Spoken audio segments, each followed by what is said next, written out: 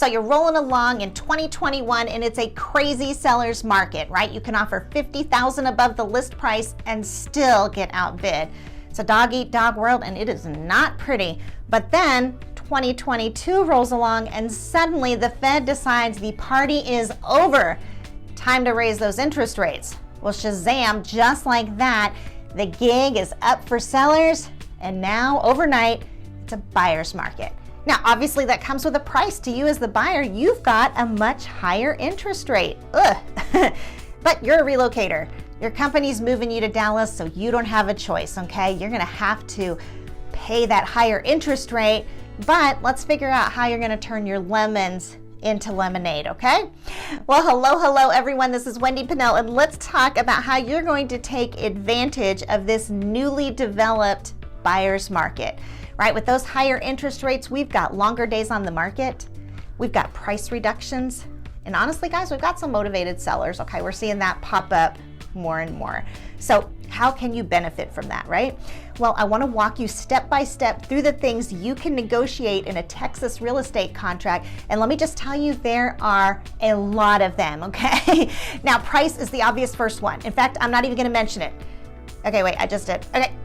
Price. You can negotiate price. All right, let's move on. Next up, we have the issue of earnest money, option fee, and the option period, okay? Now, the earnest money, it shows how earnestly serious you are about buying your new Texas home, okay? Now, your option fee, that is your humble request to sell it to the seller saying, please give me time to change my mind, all right? And that is called the option period.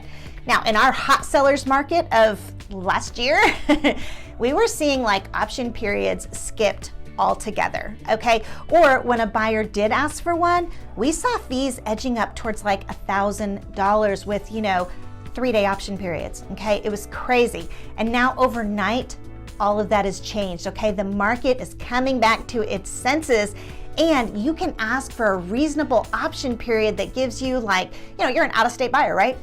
Gives you the time you need to inspect the property at a reasonable cost. And really, last time this year, you weren't getting that, okay? You had to rush, high pressure, overbid, right? Everything was pressured.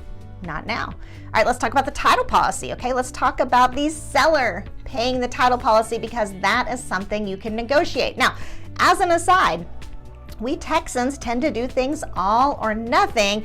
And when you relocators talk about splitting the cost of the title policy, we all kind of scratch our heads and think you're a little weird. And really, there's not even a place in the Texas contract form to put that. So we have to write it, in the ever ambiguous special provisions paragraph. So you know what? We're just gonna keep things simple. Ask the seller to pay for it.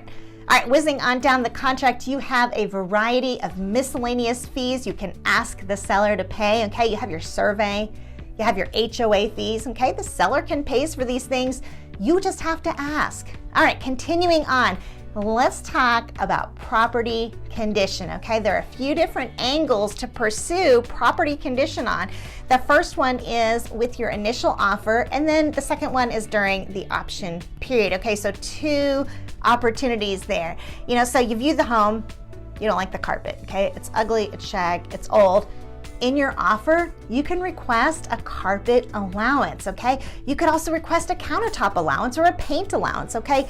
Let me just tell you, you can only dream of such luxuries in 2021, but now the world is your oyster at 6.5% interest, okay? So, anyway, moving on. During your option period, you're probably gonna have the home inspected, and there may be, a few unwelcome items drawn to your attention that you didn't notice when you first viewed the home. I mean, really, who checks out the attic for rodent droppings on a showing, right? Well, once again, you have this glorious opportunity to negotiate repairs with your seller. All right, now let's talk about the home warranty for a minute, okay?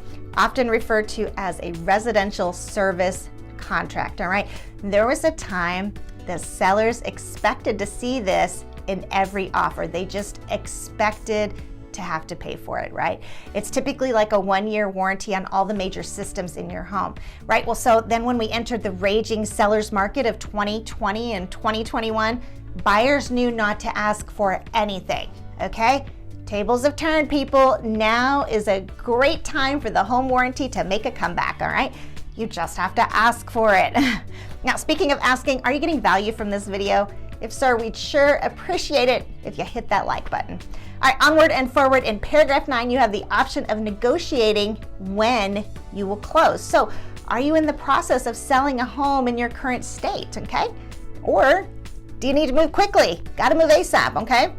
Or maybe you need a little more time. Well, paragraph 9 is where we begin spelling out the details of when you would like to close, and oh glorious day, that too is negotiable, okay? Making your move that much easier.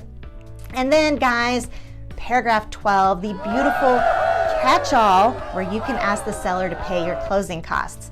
Now, this paragraph has been left conspicuously blank for like the last 2 years, okay? In fact, you had so many offers, if you saw anything on there, you just said next, okay? But now, it's finally beginning to see some action, okay? Now, next we have the ubiquitous paragraph 13, okay? This paragraph is a blissful non-issue with existing homes, but listen to me, it is a who's your daddy issue with new construction, all right? Now, I'm gonna try to explain this in layman's terms. It's a little bit confusing. Picture like a basic piece of land, okay? Just dirt, right? The tax assessors are gonna say it's worth like maybe like 40,000, okay? And it's gonna be taxed on that, right? So then the builders build this beautiful home, typically within, a year, the likes of which you fall in love with and decide to buy, and now it's taxed at $500,000. Now listen up again, because this is really important. Builders use their own contracts, and every builder contract I've ever reviewed states very clearly that they're only going to pay prorated taxes on the home's current value at the time of sale, and usually that's that $40,000. Okay, so then by the end of the year, the home's value has gone up to like $500,000, and guess who has to pay that shortage in the taxes? You do. It ends up with a massive tax bill, okay? But because you're smart, because you've watched this video, and because you can now negotiate, all right, you can be aware of that and plan to negotiate it into your offer, okay? Now, scrolling on down to paragraph 22, you have a plethora of addendums that can be added to a contract as applicable, the likes of which I'm not going to go through today because this is not a bedtime story after all. Just keep in mind each and every one of those addendums, there are additional items you can negotiate, okay? Well, listen, tell me, was this information helpful? If it was, the next best thing you can do is head back to my channel, check out another video, right? But before you do, please hit that subscribe button. Click on that little bell. It really does help us out. Oh, and don't forget to check us out online, okay? Lots of information there. You can find us. Are you ready? www.homeindallastexas.com. And listen, if you'd like to connect with other buyers and sellers, movers just like you, join us in our Facebook group, okay? We're over 1,000 members strong. Every time I log into Facebook, there are more members, okay? It is just growing ridiculously fast because there's a lot of people moving to Dallas, okay? So hop on there and join. And listen, in the meantime, thank you so very much for watching, and have a great day.